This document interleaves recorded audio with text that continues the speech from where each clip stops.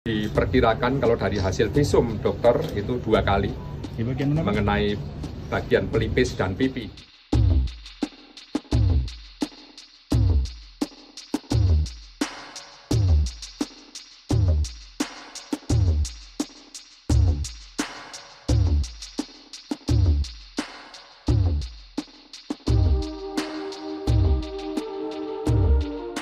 Pak, pelakunya berapa tembakan, Pak?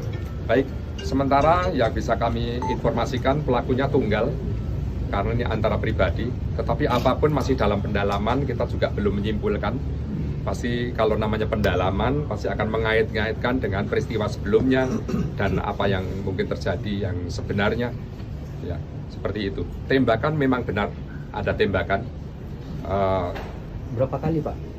Diperkirakan kalau dari hasil visum dokter itu 2 kali mengenai bagian pelipis dan pipi menembus bagian tengkuk ya, itu diduga jaraknya dekat karena dari secara detail pada malam dini hari tadi, hari Jumat tanggal 22 November 2024 pukul 00.15 itu di saat berada di ruangan identifikasi, di saat akan mengambil handphone di kendaraannya, itu diduga diikuti oleh pelaku ini dan ditembak dengan cara yang sangat tidak manusiawi dan akhirnya juga tewas di tempat.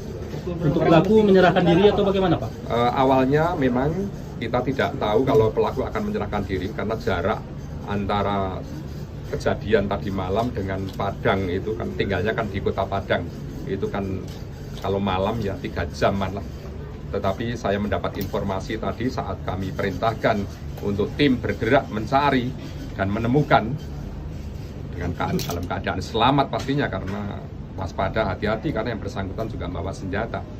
Tapi tadi pagi kurang lebih pukul 03.30 saya dapat informasi dari Pak Waka, dari Pak Irwasda, dari SPKT itu yang bersangkutan menyerahkan diri. Seperti itu. Pak, barang bukti yang diamankan apa aja, Pak? Sementara apa, Pak? Diduga pukul 00.15. Barang bukti yang kita amankan apa aja, Pak? Barang bukti yang bisa kita amankan ada mobil kendaraannya yang untuk perjalanan dari Solo Selatan ke Padang. Kemudian senjata api, jenisnya ya senjata api dinas lah. Ya, dan juga magazen berisi 15 sudah digunakan 9, yaitu 2 pada yang diduga dilakukan oleh tersangka ini kepada korban dan yang 7 sedang kami dalami. Nanti yang di mana karena masih tersimpan di magazen itu sisa dari 15 dikurangi 9. Rekaman CCTV ada yang diamankan, Pak? Sementara masih juga kita butuhkan dan masih kita gunakan itu.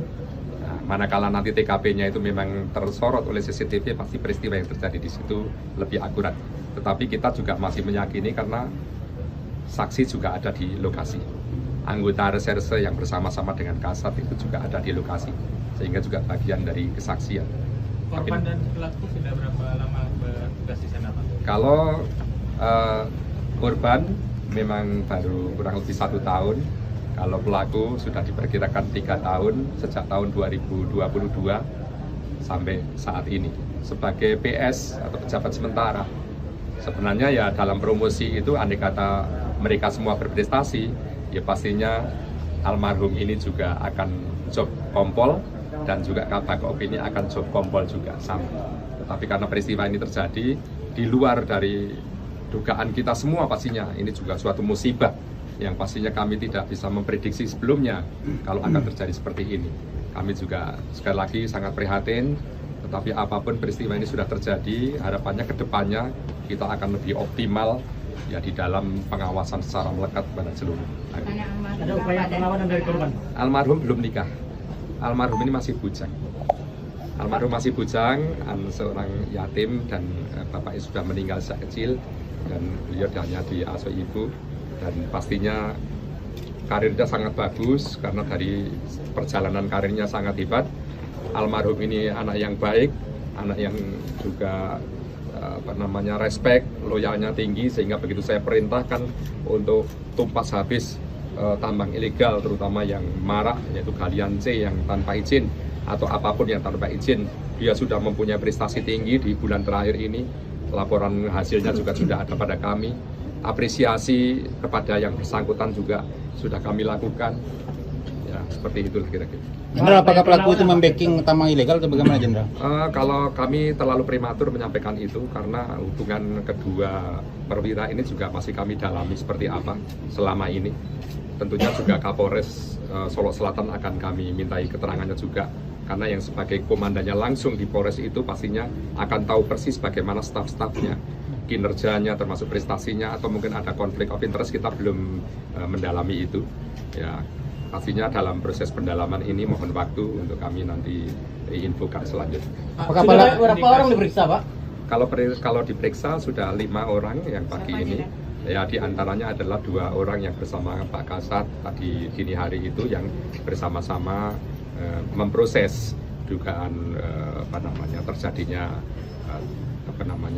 galian sirtu yang ilegal, galian C yang ilegal, dan juga termasuk saksi yang lain. Saksi yang lain termasuk korban, termasuk pelaku, saksi pelaku, Pak Kapolres, dan juga nanti akan berkembang, nanti akan cukup banyak ya. Kawan-kawannya yang mungkin selama ini dalam rangka menegakkan hukum walaupun tidak di TKP, nanti pasti akan kita juga